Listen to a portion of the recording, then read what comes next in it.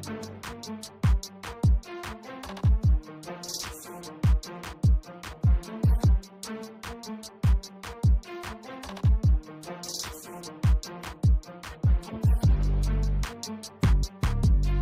welcome to another exciting episode of the Andre the Beast Creighton Show. Another exciting show, definitely another exciting guest. We're going all the way to France. We're going to talk to a beautiful young lady, Mary G. Harris, and a story of, let me tell you where we're going. How about a whole bunch of opportunities being thrown at you? And when we get a lot of opportunities thrown our way, especially when we're young, we really don't know which way we need to go because everything just sounds so great when you're young and you got that beast mindset starting to develop and you really want to grab every piece of fruit you can. But unfortunately, sometimes all those pieces of fruit may not be the best choice. Not saying you can't dabber in them, but what happens when you dabber in so many and you really don't find that true piece of fruit until later on in life? Because the key thing that happens here, opportunity also comes with its ugly face of situations that you have to overcome that you didn't see because it looks so good when it's presented to you. Let's go even deeper.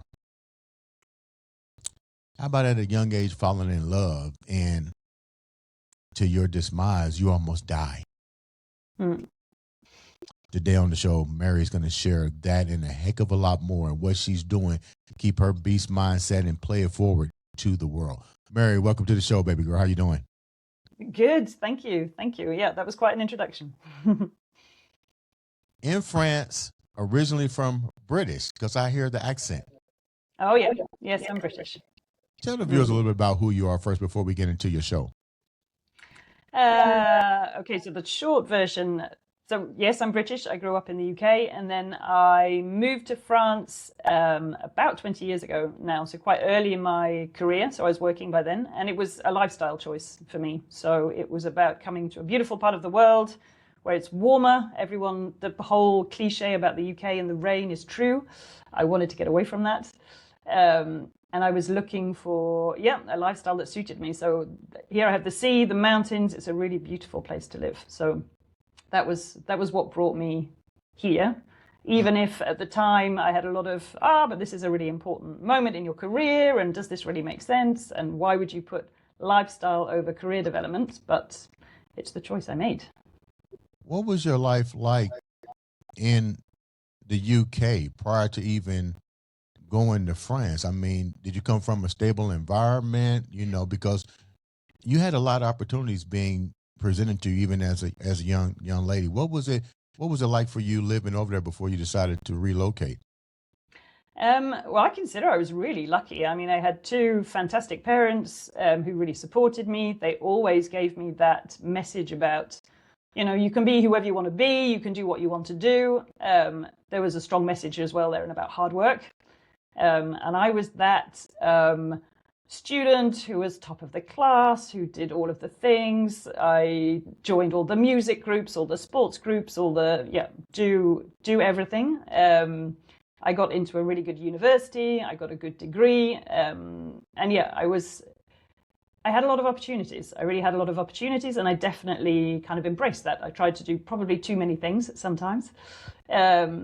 But yeah, I had a fantastic. What do you mean you try start. to do too many things at one time? Give me a little insight on that and how that came about. Well, for example, this was when I was still at school. Every now and again, my mum would sit me down and just go, "Okay, Mary, you're looking tired." So, of all the things, the music group, the this thing, the that thing, how about you maybe think about maybe dropping one or, reducing your commitment to it, because I think you're kind of burning the candle at both ends. And I'll be like, and I knew she was right. And then I would maybe change something, and then something new would come along, and we would go through that process a few times of her saying, you're doing too much, which was, I mean, it was great to have that, because I did need it. I needed it. Why do you think you was doing too much? Was it to fill their expectations or your belief that they told you can do everything, and you probably felt if you didn't gravitate to her right then, maybe it would slip away?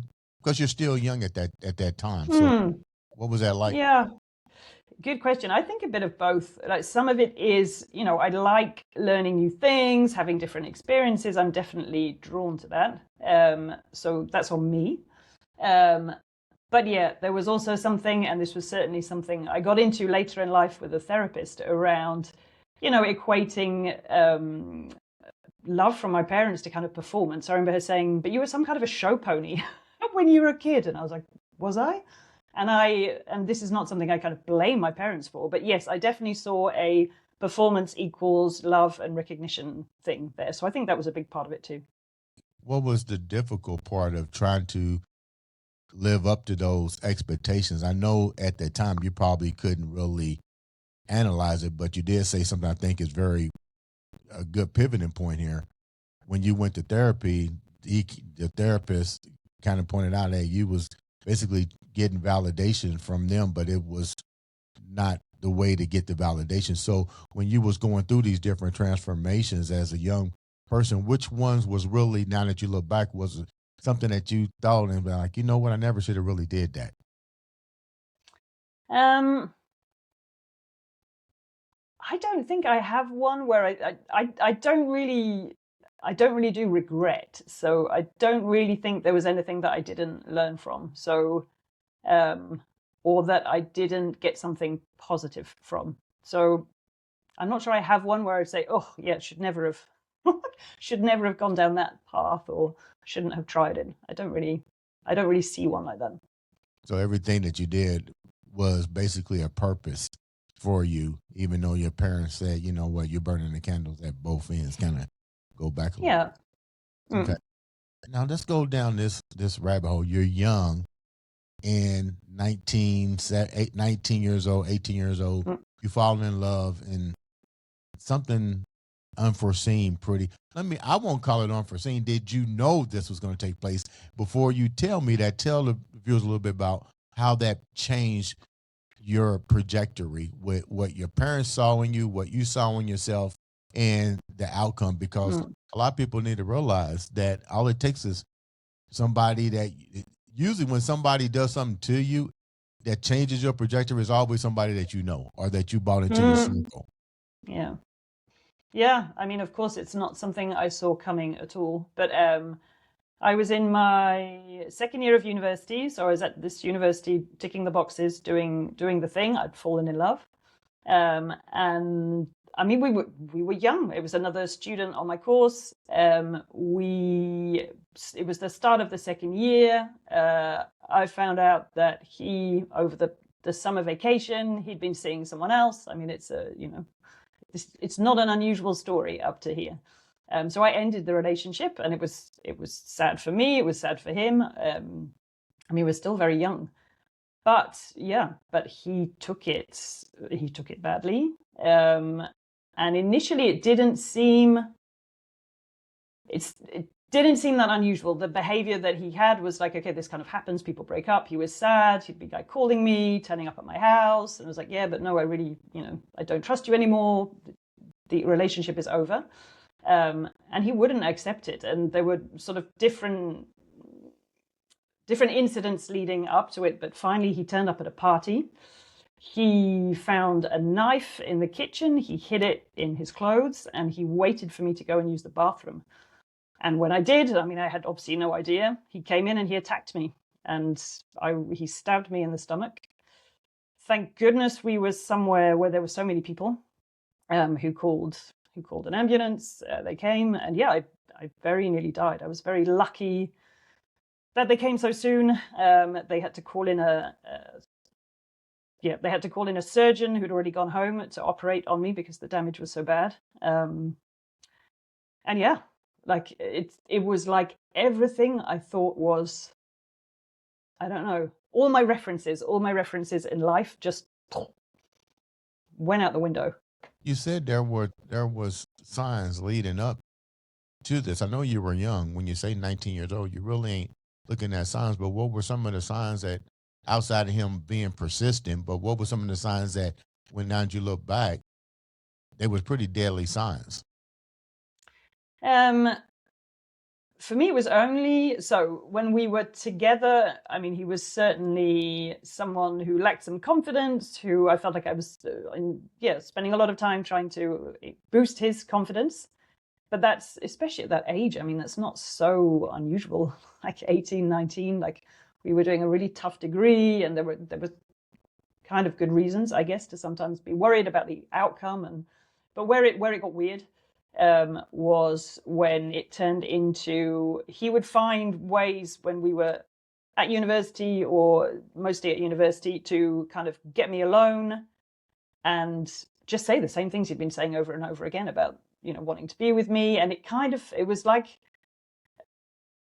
he felt like there was no choice. It was like, no, but he didn't use words like I own you, but it sounded like that. It was like, no, but I have a choice here. Like, it doesn't have to be something that I stay in. And then it was about 2 weeks before he actually attacked me. We were at another student event, and he cornered me alone, started just going on and on and on about how he was feeling and how miserable he was. And finally, it was the security staff that dragged him away. And I was like, whoa, this is now like another level. And from then on, I just felt scared. I felt scared most of the time, actually, about when is he going to just appear somewhere and what's he going to say and do. I felt like we were already moving out of what was in the zone of my kind of normal experience, if you like. But even then, of course, I never imagined anything as bad as what actually happened. Did you have people at that age that you was able to talk to, your parents, about his behavior pattern, and your friends? Yeah. What did they say? Because most people see what you don't see, and especially parents. Did you share this with anybody else? For sure. I mean, it was very visible. So since we were students, like everybody could see what was happening. And actually, in that respect, the party where he turned up, they deliberately not invited him to stop him from being there. People were trying to kind of put a barrier, put some distance between us. And I mean, I told my parents, and they were worried. They were saying, well, just keep your distance, just keep away from him. But I mean, we were studying on the same course, so I mean, we still saw each other every day in our lessons. So it was pretty difficult to stay away. When the encounter took place and you was found, and they brought the paramedics and stuff in to treat you, was he eventually apprehended, charged with attempted murder? What was his repercussions from that? He was charged with attempted murder. His argument, or his defense, if you like, was that he was too mentally ill to be responsible for his actions. That was the route his lawyer took. And so it took a while before it came to court as well. They kept saying, well, maybe we can't actually have a trial because he's not in a good enough state. There was finally a trial. And so I had to give evidence. I had to be what is wrong with the whole process is I was a witness. When you do that, you're a witness, and I'm not a witness. I'm a victim. But okay. So I had to talk about my experience, and the outcome was that he was not charged in the end with attempted murder. They called it grievous bodily harm instead, which felt inadequate.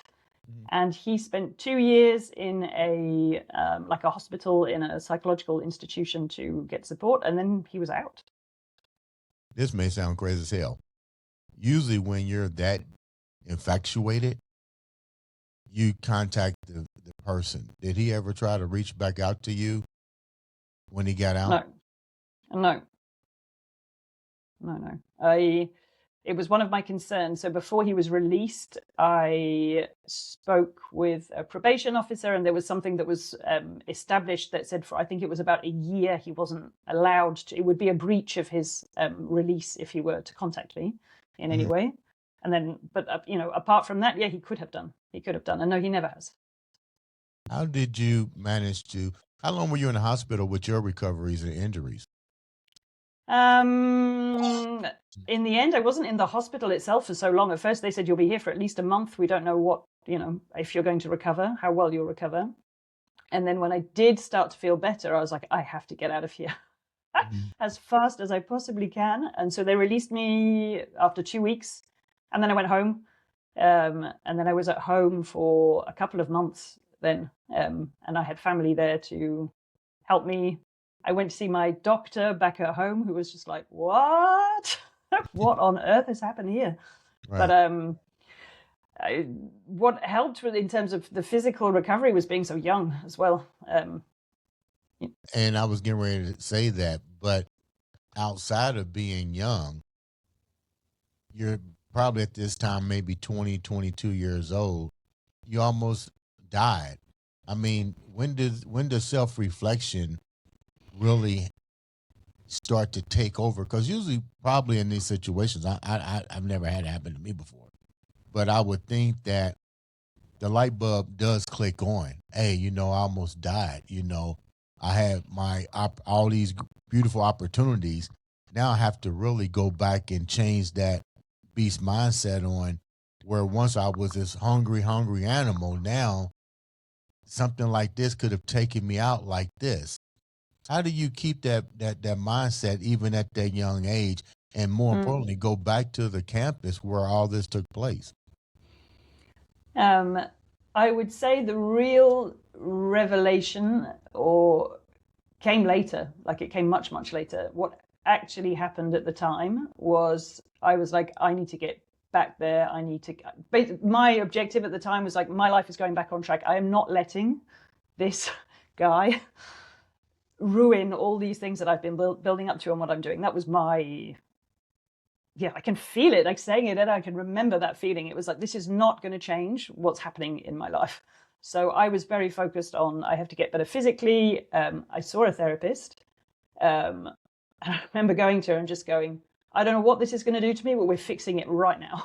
Hmm. Which is, in retrospect, so very naive in terms of, but okay, that's what I had available to me then. So yeah, that was, I got back as fast as I could. And yeah, I had to go through a whole process of going back to the campus, going back to the place where I'd actually been attacked. The court experience was awful. Um, but I was in this very much this mode of, I need to get through this, and I was trying to kind of erase it, I guess. And uh, that was kind of working for me for a while. It was later in life. It didn't work for me anymore. You mentioned something. I'm gonna backtrack a little bit. You mentioned the court experience. How was that for you at a young age? And I'm pretty sure your parents were there to look at this guy who said he loved you. I guess he did in some sick, perverted way. But, Mm.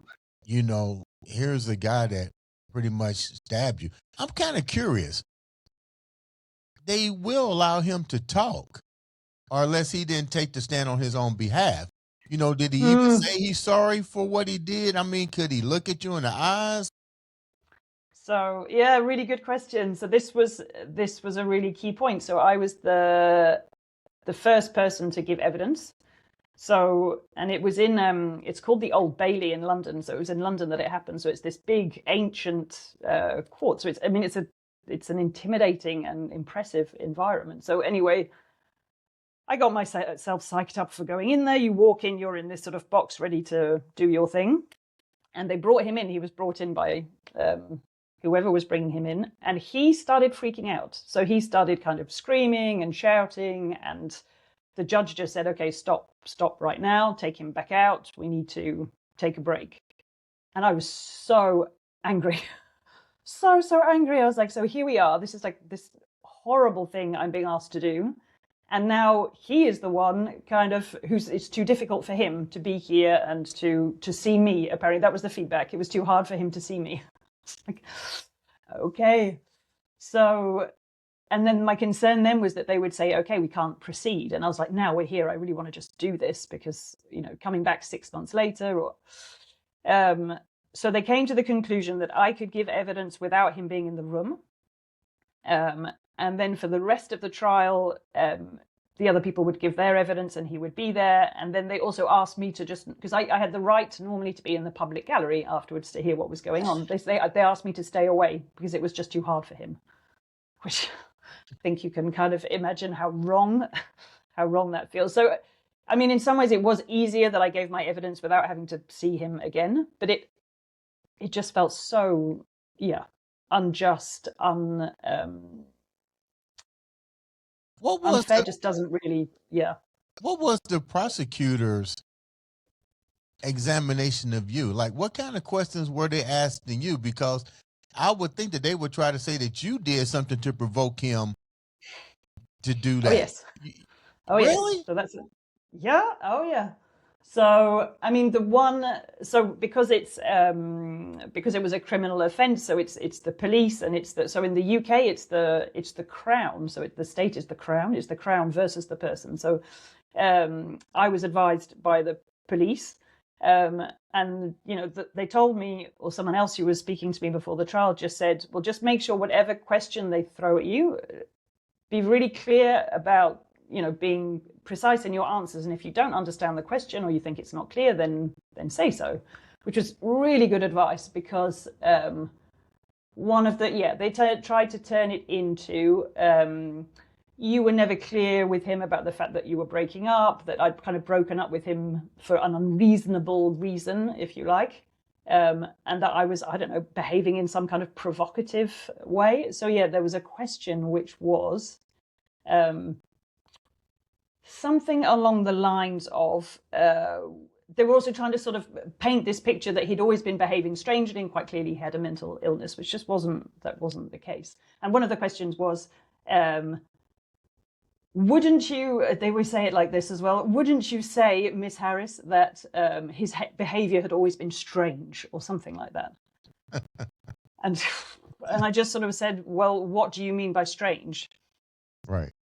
And then there was this silence. It was like, okay, well, next question. Like, I mean, what does that even mean? You're trying to lead me into, like, it's clearly, so you're trying to lead me into saying something. It's like, well, the most ambiguous question in the world. It's like, I'm not answering that question. And it was also something like the story of how he'd been with someone else in the summer.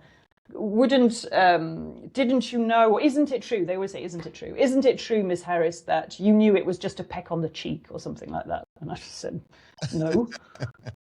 So that kind of killed that. It's like, but just, even to be sort of attacked about the fact that I'm explaining the fact that someone attacked me is just, it feels so wrong.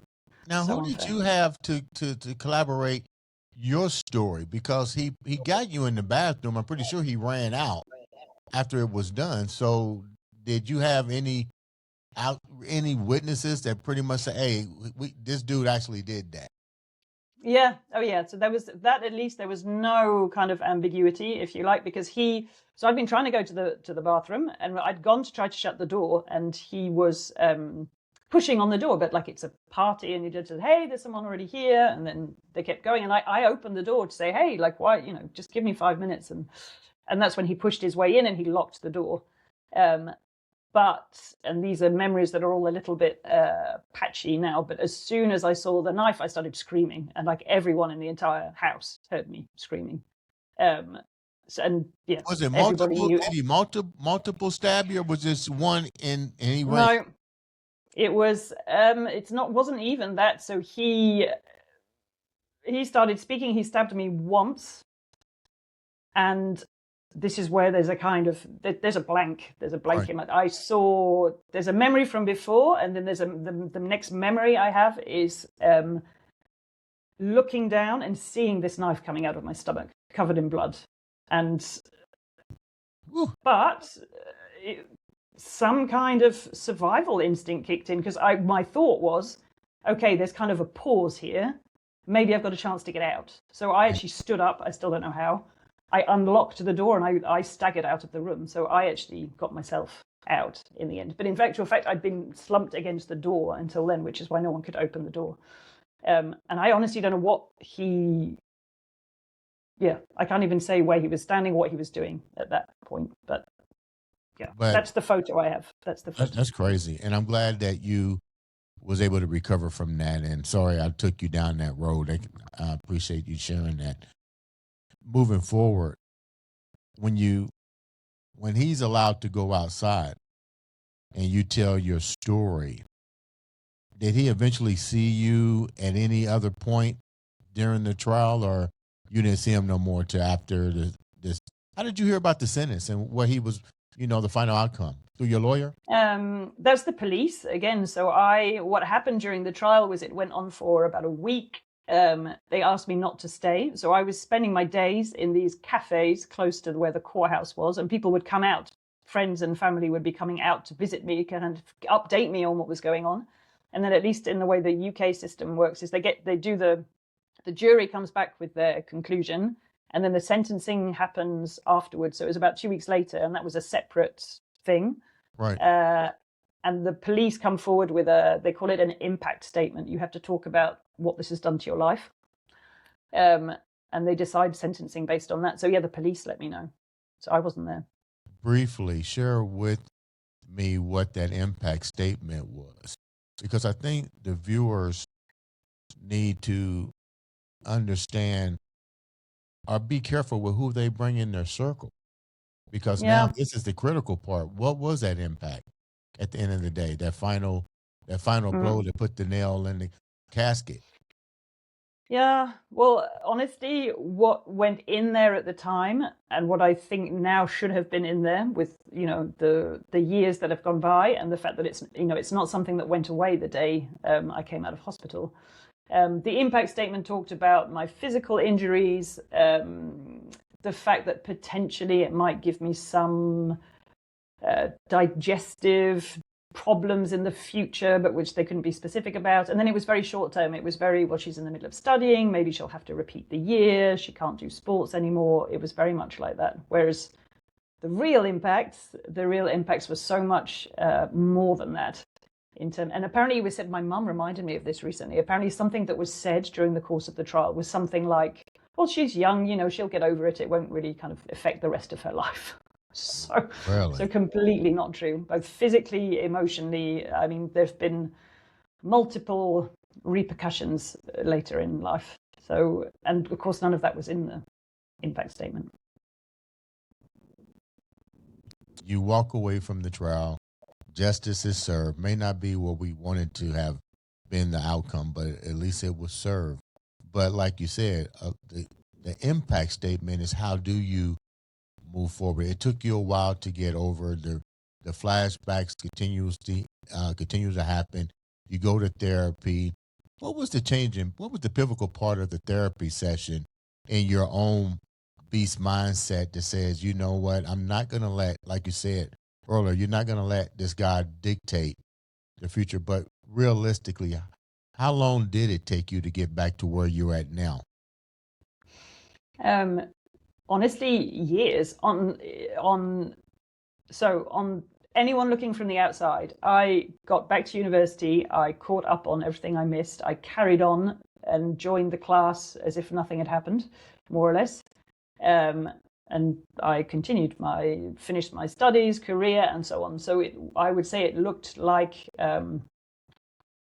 it looked like everything was back on track. And in retrospect, I buried so much, but I also think I wasn't equipped to deal with all the things that happened. And it was actually much later. It was in my 30s, I would say, the next kind of big moment, which was because, I had other relationships after that maybe I ended or someone else did. And I didn't really experience that fear that I thought I would, that, okay, something similar is going to happen. And then much later, after a much longer relationship with somebody else, where we were together for about 9 years, then it all came back. And You went into a 9-year relationship and the past creeped back in. Yeah. How did that creep back in?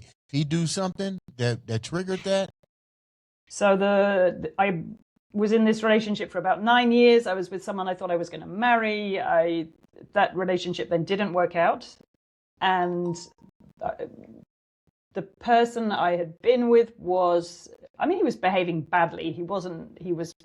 We had bought a house. He was making that difficult. And what that turned into actually was PTSD for me. So I actually started having, which I didn't realize that was what it was at first. But yeah, post-traumatic stress. And it was provoked by the fact that the whole new situation many years later was reminding me of things about what happened before. What did you do? You just walked away from that? So fortunately, so I was in France by this time. I'd started seeing a therapist here about the breakup, about the fact that it was very difficult and stressful, and the finances, and the fact that this long relationship that I thought was leading to kids and marriage and things that I'd been kind of just hadn't happened. For me, that was what was going on. And then it was actually later, I'd actually left France. I moved to Switzerland. And that was part of starting a new life plan that I had. And I'd come to visit here, so France, for a weekend. And I got back from that weekend and I woke up on Monday morning and I couldn't get out of bed. I was terrified. I was like, what on earth is happening to me? And all I had were these flashbacks to my weekend where I realized I'd spent the whole weekend like looking over my shoulder, kind of wondering subconsciously if my ex, if he was going to come and attack me. That's actually what was happening. Although he'd never done something that might necessarily make me think that. And so I mentioned the therapist because I called her and I said, something just crazy is happening to me. I don't know what it is. Can you please, can we talk? And she said, Mary, this is PTSD. I've been wondering if and when this might sort of emerge. This is what's happening right now. I was like, what do I do? What do I do? What do I do? And actually in that, what I then eventually did was a different kind of therapy. So I did, she recommended, and luckily I found someone in Switzerland who was fantastic. It's called somatic experiencing. And it's about releasing the trauma physically. She said, look, We've done all the talking about it, all the mental stuff. She said, but there's stuff in your body that you have not ever let go of. And that's what I think is going to help you. And she was right. It was a really, really amazing experience. Briefly explain what kind of therapy that is and how does that work, and how were you able to just release it? Because if somebody's listening to it just verbatim, they're gonna be like, what the heck is she talking about releasing? Yeah. Like give us a little insight on that kind of therapy and how did you do it to get to where you're at now? So this other therapist spoke to me about it. She said your trauma is locked in your body and it hasn't been released. I was like, okay. She said you need to find someone who works with it. It's called somatic experiencing. It was developed by someone called Peter Levine. And it's actually quite widely used. And she said, I bet if you were still in France, we would struggle to find someone who could work with you in that way. But I bet you can find someone in Switzerland. Mm-hmm. So before going, I read these books, I watched these videos, and it's all about allowing your body to move in a way that releases things which are locked in your nervous system. Mm-hmm. And I was like, okay, so I'll try. I listened to some things, sat in a chair, tried to do it. It didn't work. And when I then did it with a therapist, the key things are, first of all, you have to feel completely safe. If you don't feel completely safe, you can't do it.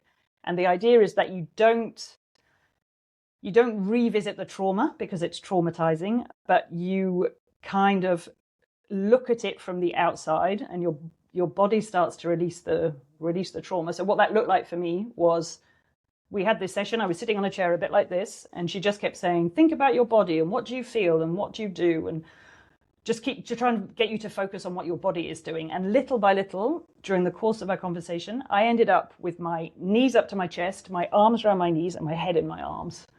And she was like, just what do you want to do? And then she just said, that would be the position that you would have liked to have put yourself in before you were stabbed, to protect yourself.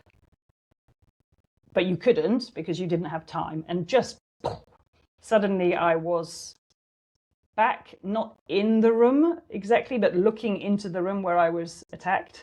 She had her arms around me and I was just looking. And then she said, okay. And she got me to visualize moving away from my attacker. So changing the story, if you like. I wasn't helpless and attacked. I was actually physically moving away, and she got me to visualize like leaving the room. And I was I had this picture in my head, and the whole time this was going on, I was shaking and shaking and shaking and shaking. And that process of shaking is what's actually releasing all this stress that's actually stored in your nervous system. And yeah, it was. It's an incredible experience, and at the end, you have to be very careful because you need this feeling of safety, which is why she had her arms around me. It was really important that I had that physical reassurance, and then slowly, they bring you back out of it. And I mean, at the end, it's just kind of you feel just sort of and exhausted, but it was a massive shift. I mean, we had some other sessions, but that was the one session where there was this real big physical release that happened. You I was said like, you had wow, okay. other sessions. How long did it take to really? Let me clarify this. Make sure that I'm saying this right. You was able to work with them to get rid of the incident, but you still remember the incident itself, but the incident no longer controls your inner space, so to speak. Correct? Yeah, yeah. How many sessions did you have to do to feel comfortable with the release of all this?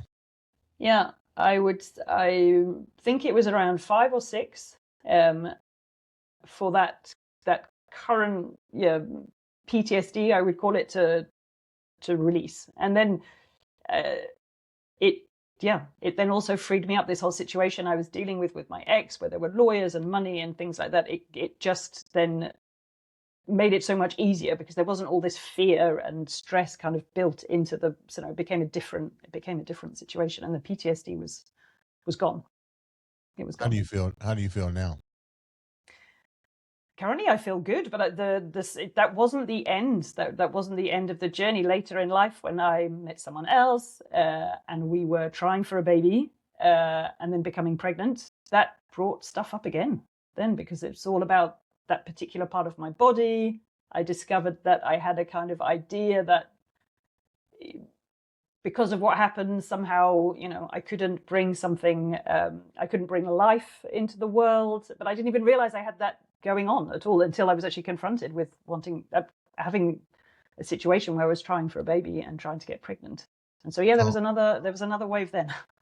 So the guy that you was with for 9 years, you walked away from that one. Then you meet another guy. Now you want to have a baby, but where you were stabbed at made you question if you can really carry a child at this point, Yeah. because that was the area which you was stabbed in. Let me ask the question: did he do anything to trigger, or was it just the fact that he wanted to have a child and you wanted to have a child?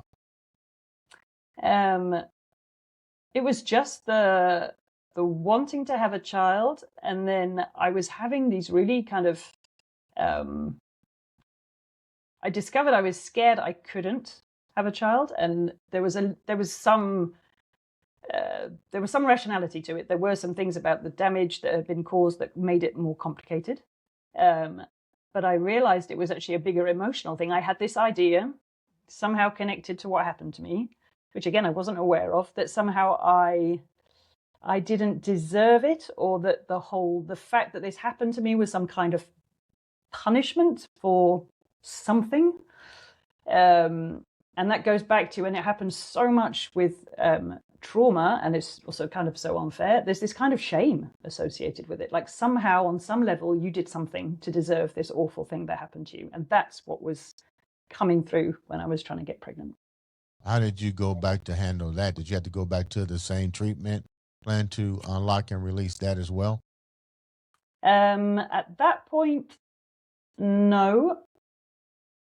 I'm trying to remember. I think I probably had a couple of sessions with a therapist I'd known before then, but mostly I worked on that by myself, I would say. And that's where my new partner, now husband, was also very supportive in helping me identify that, talk about it, realize that, these are kind of stories that are coming through from my past, but they're not defining who anything you to do are. with, yeah.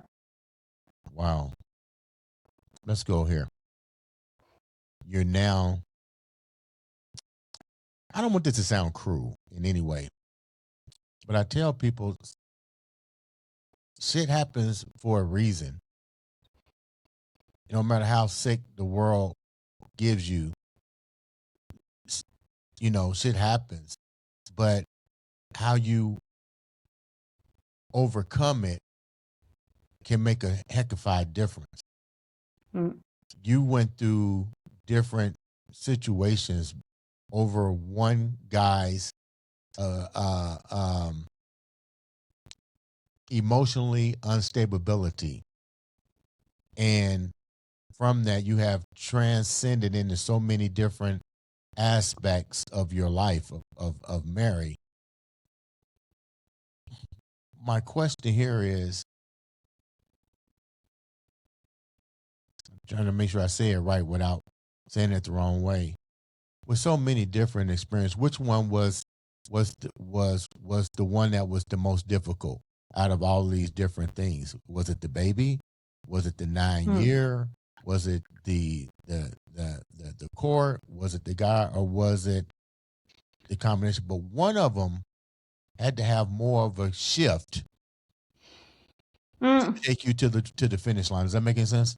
Yeah, yeah. And it was one more that I haven't talked about yet Go because I for it. wasn't done. Go for it. That wasn't the end of it, the getting pregnant. So once I'd had my amazing daughter, so from being stabbed, like I have a scar that's like the length of my torso, and pregnancy, of course, stretches and pulls that whole part of your body, and the pregnancy then pulled apart some of the Surgery, stitches the and stitches. from before. So I needed more surgery, and that was, yeah, that was terrifying.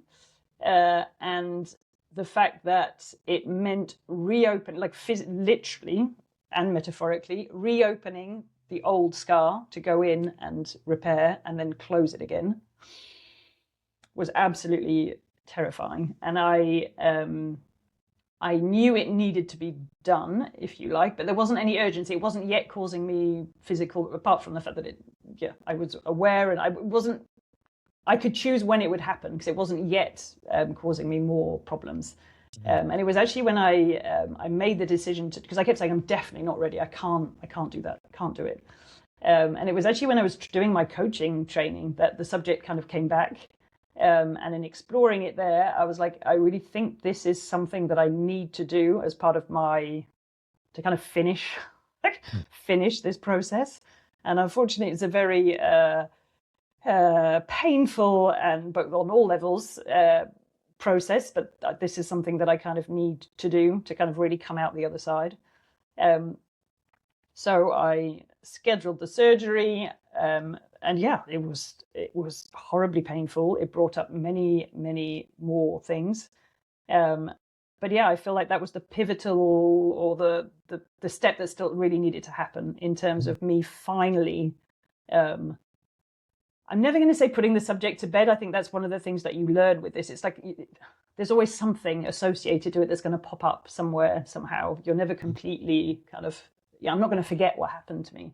And I don't want to, actually. And I think going through that whole journey is what helped me to come back to some of the aspects of the whole thing that I hadn't yet done.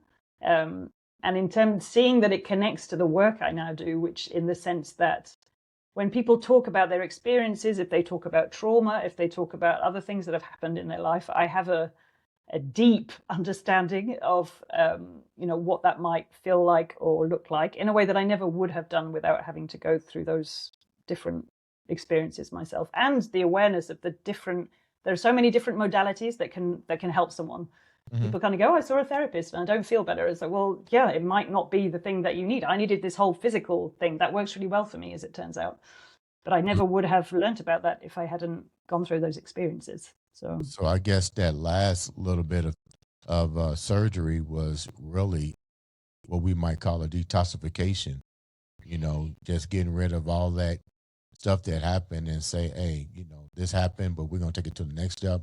You have a beautiful yeah, daughter.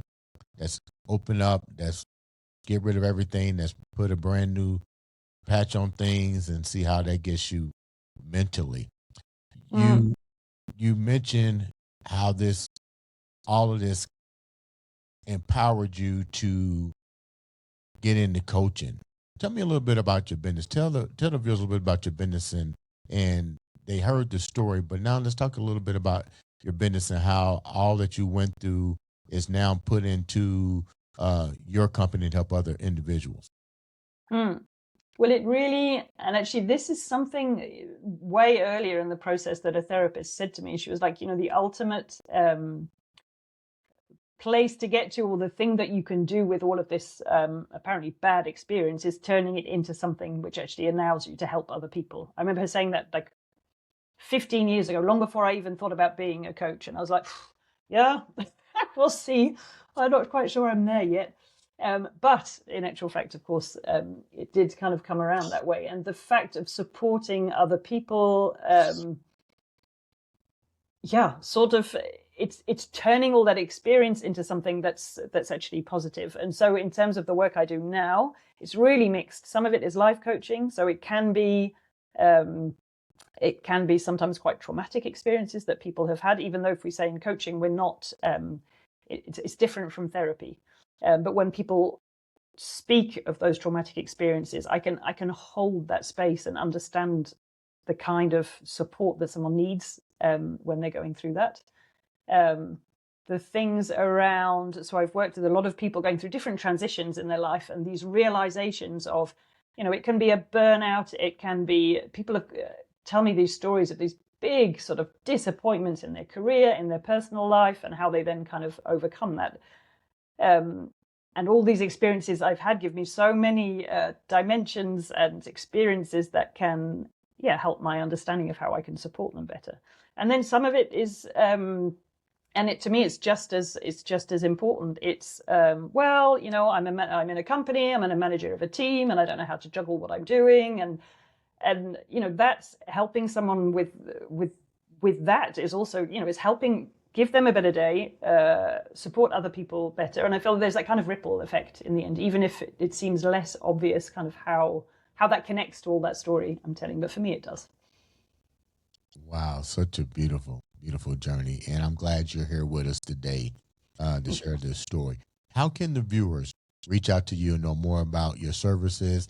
And if they want you for guest appearances to speak about the things that you've gone through and how you got to where you are today. So the best place is my website, I would say. So there I talk about lots of things, and definitely the services I offer. So that's www.resonance.coach. I'm also on LinkedIn a lot.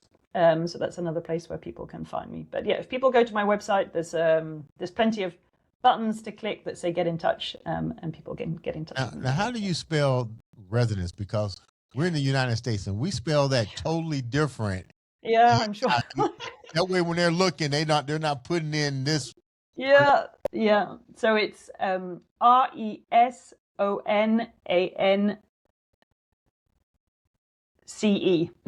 To think about it, then, yeah, RESONANCE.coach is my website. Coach. Thank you so much. I wanted to clarify that because I remember that was first I asked you. I say, okay, that's not how I spell it.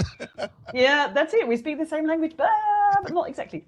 Mary, thank you so much for taking time to come on the show. Ladies and gentlemen, make sure you subscribe, click, share, pass that information on. All it takes is one click of a button to change your life or make a difference in somebody else's. This has been another exciting episode of the Andre the Beast Creighton Show. Show.